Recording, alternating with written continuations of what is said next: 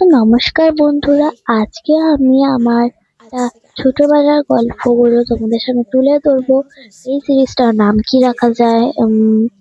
নাম রাখবো let's talk with me. আজকের গল্পটা হচ্ছে যে ছোটবেলার আমার ভিআইপি দেখার মুহূর্ত বা মোমেন্ট বলতে পারেন, তো যেটা পূরণ হয়নি। তো ছোটবেলায় না আমাদের বাড়িতে তেমন ইচ্ছে ছিল না, তো আমরা না যখন তখন এরকম খেলতে বেরিয়ে যেতাম। তো সেখানে খেলার সময় না আমি সেদিনের কথা বলছি আপনাদের। সে সময় আমি সেদিন খেলতে বেরাইনি, আমি আমার ছোট একটা সাইকেল ছিল যেখানে 4টে চাকা থাকতো, তো ওই সাইকেল চালাবো বলে বেরিয়েছিলাম। তো কন্টিনিউ 1 ঘন্টা বাইরে ছিলাম, একটু মাঝে ব্যাডমিন্টনও খেলেছিলাম।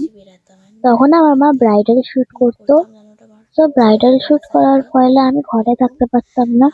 তো সেদিন ওই জন্যই বেরিয়েছিলাম। তো তখন মাকে যখন জিজ্ঞাসা করলাম ঘরে গিয়ে যে কাজকর্ম হয়েছে কি সব, তাহলে আমি ঘরে ঢুকবো, বললো তুই বাইরেই থাক, মিমি চক্রবর্তী আসবে। আর রিয়েলি শক। আমি জিজ্ঞাসা করলাম কে মিমি চক্রবর্তী?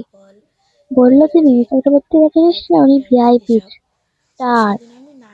সো সেই সময় আমি খুব মিস্টার বিন দেখতাম। তো মিস্টার বিনের সেদিন সকালে একটা এপিসোড দেখি। সেই এপিসোড একটা বড় গাড়ি থেকে একটা মডেল বেরালো, যেটা দেখার জন্য মিস্টার বিনের কাছে পাস ছিল। তো মিস্টার বিন গেছিল লেখাবে মানে সিগনেচার করাবে বলে, কিন্তু মিস্টার বিন এতই রোগা পাতলা, এতই ভিড় হয়েছিল, সে তাকে মোটা মোটা দুটো মহিলা কি চেপে দিয়েছিল। সো এই ধরনের জিনিস আমি দেখেছিলাম, তো আমি ভেবেছিলাম সত্যি এরকম হবে। সো আমি কন্টিনিউ 1 ঘন্টা করে দাঁড়িয়ে রয়েছি। আমি নিয়েছিলাম একটা ডায়েরি, একটা পেন পাইনি, তার জন্য একটা পেন্সিল নিয়ে নিয়েছিলাম। পেন্সিল তখন আমি খুব চেবাতাম, তো চেবানো পেন্সিলে আমি নিয়েছিলাম। কন্টিনিউ 1 ঘন্টা দাঁড়িয়ে থাকার পর আমি দেখছি কেউ আসেইনি। তো কেউ যখন আসেইনি, তো আমি মাকে গিয়ে বললাম মা কেউ আসেনি, বলতে আসেনি ওরা ভিআইপি। তো আমি না সে সময় খুব রাগ হয়েছিল যে আমি 1 ঘন্টা দাঁড়ালাম, মশার কামড় খেলাম, কিন্তু দেখি উনি এলো না। তো না এর মাঝখানে সেখানে দাঁড়িয়ে দাঁড়িয়ে 1 ঘন্টা দাঁড়িয়েছিলাম, সেখানে একটা কাণ্ড হয়েছিল যে আহ, যে ওখানে একটা একটা কালচে কালচে মানুষ, সে মানে একটু মেয়েই ছিল। তো মিমি যেহেতু একটা মেয়ে নাম, সবাই উনি মিমি চক্রবর্তী। যেহেতু আমি আপনাদের প্রথমেই বললাম হ্যাঁ মিমি চক্রবর্তীকে দেখিনি কোনোদিন, জাস্ট আমি ওই কার্টুনালি ভেবে রেখেছি। তো আমি বললাম ওই তো মিমি চক্রবর্তী এসেছে।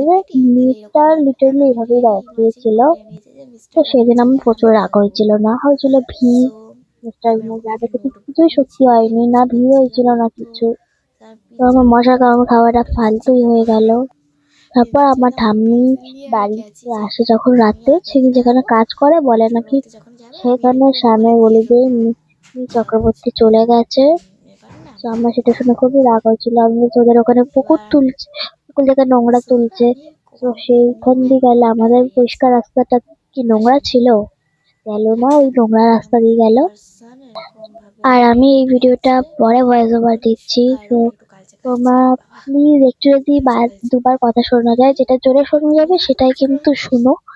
আর এখানে একটা স্পেশাল অ্যানাউন্সমেন্ট, আমি তোমরা নিশ্চয়ই কোনো কিছু কমেন্ট করো তোমাদের এরকম ইনসিডেন্ট, তো সেগুলো কিন্তু আমি নিশ্চয়ই ট্রাই করব আমার ভিডিওর মাধ্যমে তুলে ধরার। সবাই করতে পারো, যাদেরটা আমার খুব ভালো লাগবে সবাইকেই, তাদের সবাইকেই তুলবো ভিডিও দ্বারা। কিন্তু সবারটা তো তোলা সম্ভব হবে না, কিন্তু ট্রাই করবো সবারটারই তুলে ধরার। প্লিজ কমেন্ট করতে থাকো, আর লাইক শেয়ার সাবস্ক্রাইব তো করেই দাও। টাটা। তো করেই দেবেন আপনারা, তো প্লিজ এগুলো করুন আর সাপোর্ট অফকোর্স করুন। দেখা হচ্ছে নেক্সট এপিসোডে, বাই। এসে বলে যে এই কি বললো, হ্যাঁ উনি যেখানে কাজে যায় ওখানে সামনের গলি দিয়ে মিমি চক্রবর্তী গেছে। আমাদের রোডটাকে খারাপ ছিল ওই সময়, ওখানে পুকুর পরিষ্কার হচ্ছিল, ওইখান দিয়ে গেছে, আমাদের পরিষ্কার রোড দিয়ে আসতে পারিনি। আর ওখানে আমি 1 ঘন্টা দাঁড়িয়ে থেকে মশার কামড় খেয়েছিলাম, প্রচুর মাথা গরম হয়েছিল। আর তেমন কোনো স্মৃতি তো নেই। সো এটার কি নেক্সট পার্ট তোমরা চাও? তাহলে